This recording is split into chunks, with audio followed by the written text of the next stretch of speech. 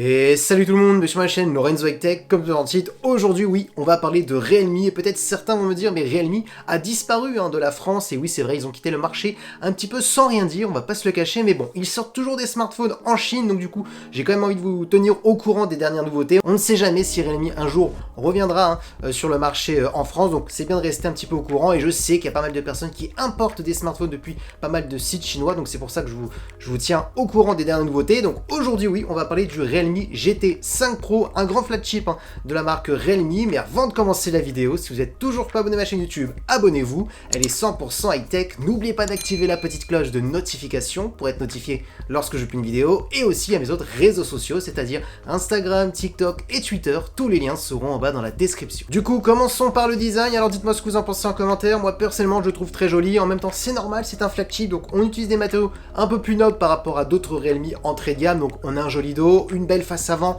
il n'y a rien à dire, on utilise des matériaux qui sont plutôt premium. Maintenant on va s'attaquer tout de suite aux caractéristiques de la face avant. On a une grande diagonale de 6,7 pouces avec une très bonne définition Quad HD+, accompagnée bien entendu par un écran AMOLED et surtout un écran de 144 Hz. Et oui, donc là ça va être intéressant pour le gaming. D'ailleurs Realme a annoncé que ce smartphone était conçu pour le e-sport, donc là c'est pas n'importe quoi, donc là vraiment pour les grands gamers, donc ça c'est un bon point. Ensuite, gros argument sur ce smartphone, c'est qu'on a un écran qui est vraiment très lumineux. On est sur du 4500 nits, et oui c'est énorme. Et d'ailleurs maintenant c'est pas les seuls, il y a aussi OnePlus qui a annoncé son nouveau OnePlus 12, on est sur un écran de 4500 nits, donc je pense que pour les smartphones premium ça va commencer à devenir un petit peu un standard le 4500 nits, donc tant mieux, c'est des écrans très lumineux. Mais par contre attention, c'est un peu aussi du marketing, parce que votre écran ne sera pas toujours à 4500 nits, ça dépendra des moments, ça sera juste des pics bien entendu. Ensuite cet écran est compatible HDR10+ et Dolby Vision, donc intéressant pour les personnes qui aiment bien regarder des contenus multimédia. On a aussi une caméra frontale de 32 mégapixels, ils ont expliqué qu'ils avaient énormément travaillé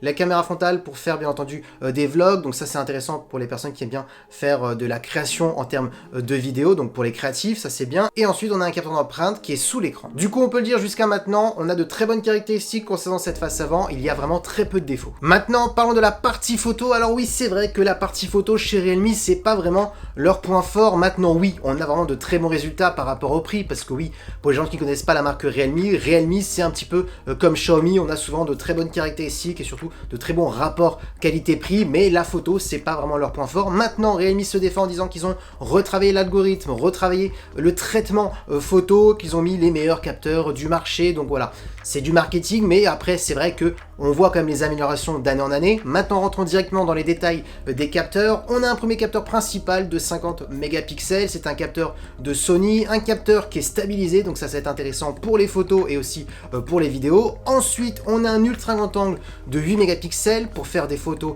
à plan large, donc ça c'est un bon point, donc ça permet d'avoir un smartphone qui est plutôt polyvalent. On a un bon capteur principal, un bon capteur ultra grand angle, et surtout comme troisième capteur et dernier capteur, c'est un téléobjectif toujours de 50 mégapixels. Il est toujours aussi stabilisé, donc intéressant pour les photos et les vidéos, et surtout ça permet d'avoir un zoom optique jusqu'à x3 sans perte de qualité, donc ça c'est un autre bon point, parce que oui, quand on a un smartphone avec un bon téléobjectif pour avoir un zoom optique sans perte de qualité, un ultra grand angle, un capteur principal, ça permet quand même d'avoir un smartphone qui est plutôt polyvalent. Et concernant la partie vidéo, on pourra filmer jusqu'en 4K. Maintenant attaquons souvent le très gros point fort de Realme, c'est souvent par rapport en termes de prix, on est souvent sur les meilleurs rapports qualité-prix, un petit peu comme Xiaomi. Alors je fais pas une rime, j'ai pas fait la rime exprès, mais bon, c'est la vérité. Xiaomi et Realme, souvent c'est les marques qui proposent les meilleurs perfs en termes de rapport qualité-prix. Donc là, vous aurez plusieurs choix, on ira de 12 à 16 Go de RAM. Comme processeur, on a tout simplement le meilleur processeur de Qualcomm du marché du moment, on a le Snapdragon 8 Gen 3, donc vous vous doutez bien qu'avec ce processeur, on pourra faire tourner tous les derniers jeux vidéo les plus gourmands. C'est pour ça que Realme a dit que ce smartphone était fait pour les personnes qui faisaient du e-sport, grâce à l'écran de 144 Hz, grâce aussi maintenant au processeur de Qualcomm, le Snapdragon 8 Gen 3, qui va permettre de délivrer vraiment les meilleures performances. Ils ont aussi retravaillé la chambre à vapeur, ils ont dit, pour éviter d'avoir des baisses de performance à cause de la chaleur, parce que oui, quand vous avez un smartphone qui surchauffe, et les performances descendent pour éviter que le smartphone crame, on va pas se le cacher. Donc ça c'est un bon point. Donc voilà, vous pourrez faire tout tourner, jeux vidéo, applications gourmandes. En termes de stockage, on ira de 256 Go jusqu'à 1 Tera, donc ça laisse pas mal de stockage. Une autre info qui vient à l'esprit, parce que c'est vrai que j'avais oublié, c'est hyper important, on est aussi sur le mode GT 5.0, donc pour les gens qui connaissent pas ce mode chez Realme, c'est tout simplement un mode qui est consacré pour le gaming. Donc quand vous activez ce mode, tout va être désactivé, tout ce qui est en arrière-plan va être désactivé pour avoir juste les performances juste pour votre jeu vidéo, donc ça c'est intéressant, et ça c'est un mode notamment pour les gens qui font du e-sport, qui vont utiliser ce mode, donc voilà, on est sur le mode GT 5.0, donc ça il faut le noter, c'est un bon point.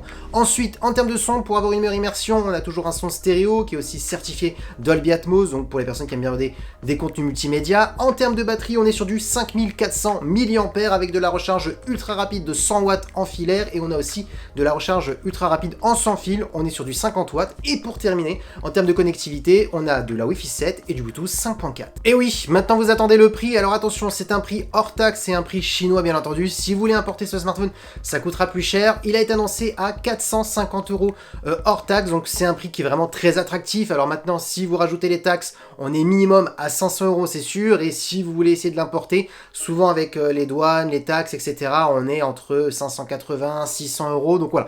On est dans ces ordres de prix, mais ça reste toujours intéressant. Maintenant, bien entendu, attention, je préfère le dire parce que chaque fois, j'ai plein de commentaires. Est-ce que tu me conseilles d'importer un smartphone depuis la Chine? Et alors moi, tout de suite, ce que j'ai envie de vous dire, c'est juste, sachez qu'une chose, c'est que déjà, vous n'aurez pas de garantie en France, hein, parce que quand vous importez un produit qui ne sort pas en France, bah, vous n'avez pas de garantie. Surtout que là, en plus, Realme a quitté le marché français, donc ça risque d'être très compliqué. Donc, si vous êtes bidouilleur un petit peu, s'il y a un souci, vous savez régler un petit peu les petits problèmes, bah, n'hésitez pas à l'importer. Après, si c'est pas votre cas, bah malheureusement voilà, n'achetez pas ce smartphone, mais au moins cette vidéo elle vous sert à vous rester un petit peu informé des actualités de nouveaux smartphones qui sortent en Chine. On ne sait jamais, peut-être que Realme va arriver un jour sur le marché français, va revenir en tout cas sur le marché français. Maintenant les points vraiment à noter, les plus de ce smartphone, c'est vraiment la partie de l'écran. On a un écran qui est très lumineux, qui peut monter jusqu'à du 4500 nits, un écran de 144 Hz, intéressant pour les gamers, surtout accompagné du processeur de Qualcomm, le Snapdragon 8 Gen 3, qui possède les meilleurs perfs du moment du marché. Ensuite, bien entendu, la recharge rapide pour les personnes qui aiment bien la charge ultra rapide de 100 watts. Donc on est vraiment sur un smartphone qui est vraiment le meilleur rapport qualité-prix du marché, en tout cas de la part de Realme, ça c'est sûr, parce qu'après Xiaomi aussi, ils sont très forts. Donc voilà, dites-moi ce que vous en pensez en commentaire. Est-ce que vous êtes déçu que Realme a quitté le marché européen et surtout le marché français? Est-ce que vous êtes déçu que ce Realme GT5 Pro ne verra pas le jour en France, je peux vous le dire, parce qu'ils ont vraiment quitté le marché. Donc voilà, dites-moi tout ça en commentaire. Et voilà, la vidéo est terminée sur ce Realme GT5 Pro. J'espère que la vidéo vous a plu. Si c'est le cas, n'oubliez pas le petit pouce like, de vous abonner sur cette chaîne YouTube et d'activer bien entendu toutes les cloches de notification pour être alerté lorsque je publie une vidéo. Et bien entendu à mes autres réseaux sociaux, c'est-à-dire Instagram, TikTok et Twitter. Donc voilà, je vous mets tout ça en bas dans la description et maintenant je vous dis à très bientôt.